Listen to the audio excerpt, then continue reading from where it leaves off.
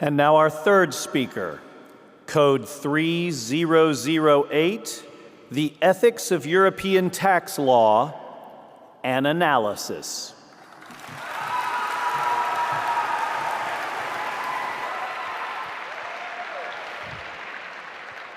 As a teenager, there's only one thing that I feel truly confident calling myself an expert on: lying. What, come on, did you really think I was gonna talk about tax law for 10 minutes? No, I lied. Something that I do quite often, and, well, if I do say so myself, quite well. No big lies, though, just little white lies, you know? Stuff like saying, I'll only have one cookie, or I'll be there in 5 minutes, or I wore pants during online tournaments, you know, lies. But the thing is, I learned all of these lies from the people in my life. You know, I learned to lie and say I'll only have one cookie from my dad. I learned to lie and say I'll be there in 5 minutes from my mom, and I learned to lie and say I love you from both of them.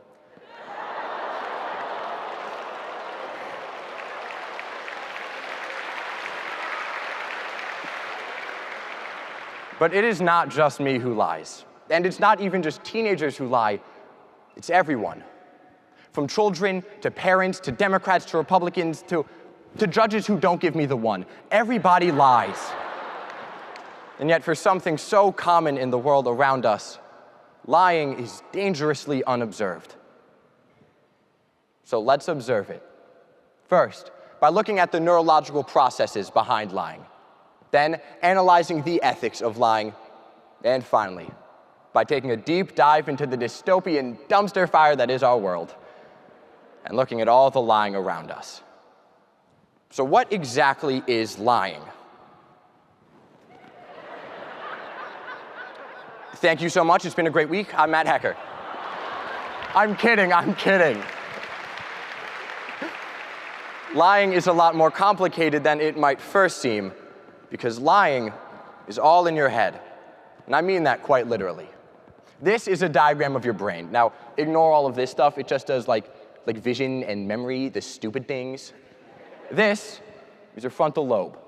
According to Johns Hopkins University, your frontal lobe is in charge of all of your voluntary thoughts and actions. But more specifically, this is your prefrontal cortex. Your prefrontal cortex is in charge of your complex thoughts, your complex actions, and the most complex of all, lying. And yeah, I really do mean most complex, because lying requires a multitude of skills that we only get as our brains develop with age. The first of these skills is deontic reasoning, the ability to understand rules as well as the consequences for breaking them. For example, if my parents asked me where I was last night, I know that I can either lie and say I was practicing my speech, or I can tell the truth and admit that I was at a party. I'm kidding, speech kids don't get invited to parties.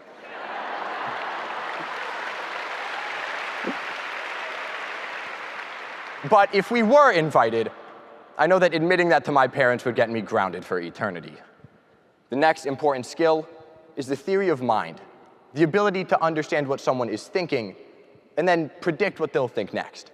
Sticking with the same example, if I really did tell my parents that I was at a party, I mean, I know that they just wouldn't believe me. Because with a new COVID variant and cases spiking in my town, my parents know that that I still don't have friends. But both of these things, deontic reasoning and the theory of mind, are crucial in allowing us to lie. Because again, lying is so hard for our brains to do. I mean, just think about it this way.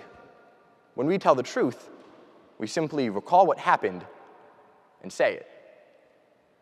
But when we lie, we have to recall what happened, use deontic reasoning to figure out if we have to lie, formulate a lie, use theory of mind to know if our audience will accept that lie, revise that lie, and then say it. And now that we've looked at how we lie, when is it ethical to lie? Well, quite a few philosophers have had quite a lot to say about that.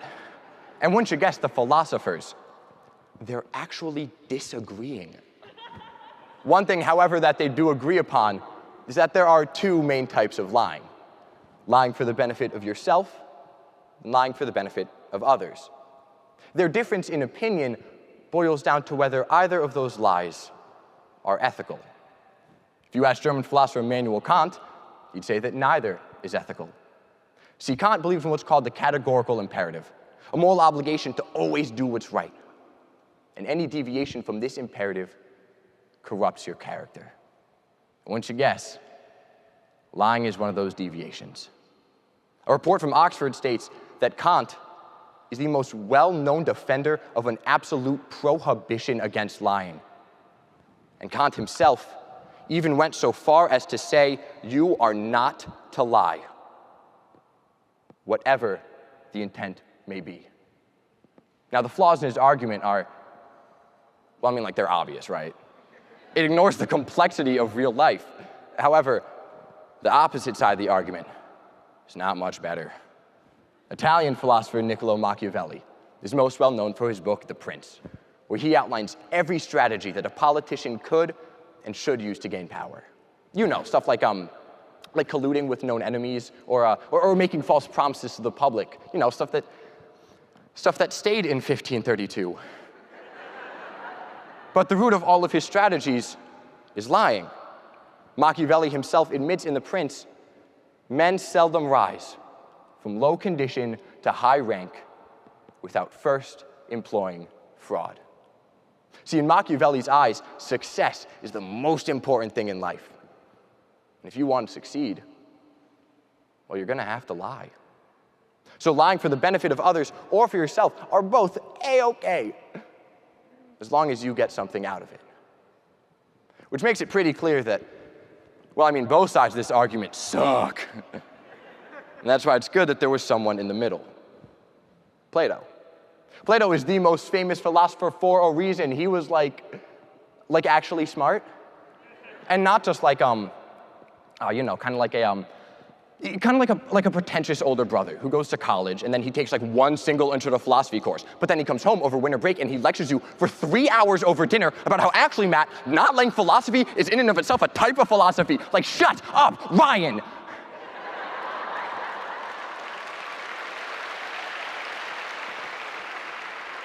Sorry, Plato, in Book 3 of the Republic, condemns what he describes as the selfish lie, yet he condones what he describes as a noble lie, which is a lie told for the benefit of the citizens. See, Plato was the only one smart enough to realize that lying depends on context. And now that we've looked at how we lie, and we've looked at when we should lie, it's finally time to take a good look at all the lies in the world around us. And where better to start than by looking inward? Because yeah, I know it's corny, but we make up the world around us. And that means that we make up the lies around us. Which then begs the question, why do we lie? Well, according to Paul Ekman, professor of psychology at UC San Francisco, the main reason for lying is to avoid. Avoid things like awkwardness, embarrassment, or punishment. In other words, avoid anything we deem uncomfortable. Now keep that in the back of your minds when I tell you that a study at the University of Massachusetts Amherst found that in a 10-minute conversation, 60% of people will lie at least once. And the majority of those lies will actually be about themselves. You put two and two together, and you see that we lie to avoid discomfort, and we lie about ourselves, painting the picture that we are uncomfortable with ourselves. But that's not just speculation. A study at the University of Rochester found a direct correlation between frequency of lying and low self-esteem. That's why we lie and say things like, "I'll only have one cookie," because we don't want to admit the truth that sometimes we have a hard time with self-control. That's why we lie and say things like, "I'll be there in 5 minutes," because we don't want to admit the truth that sometimes we have a hard time with time management. And that's why we lie and say things like, "It's fine. Don't worry about it," or "I'm okay." We don't lie because we want to. We lie because we feel we have to in order to be the people that we want to be. Now, I can't give my opinion on lying. I mean, like, literally, I can't. That's like the main thing of info. But even if I could, I don't really know what I would say. I mean, lying isn't a good thing, but it's definitely not a bad thing. It's just a thing.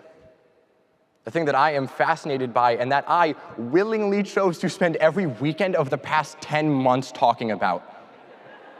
But if you wanted to stop lying, which again, I would never encourage nor discourage. If you wanted to stop lying, it would come from accepting yourself and accepting your flaws and accepting your truths, as uncomfortable as they may be. And if you want, I'll start. As a teenager, I do not know what I'm doing. I mean, I don't know what college I want to go to. I don't know what I want to major in. I don't know what the next 5 years or 5 months or 5 minutes of my life is going to look like. And honestly, I'm terrified. I'm perpetually scared because I feel perpetually unprepared for the life ahead of me. However, there's one thing that I feel truly confident calling myself an expert on: lying.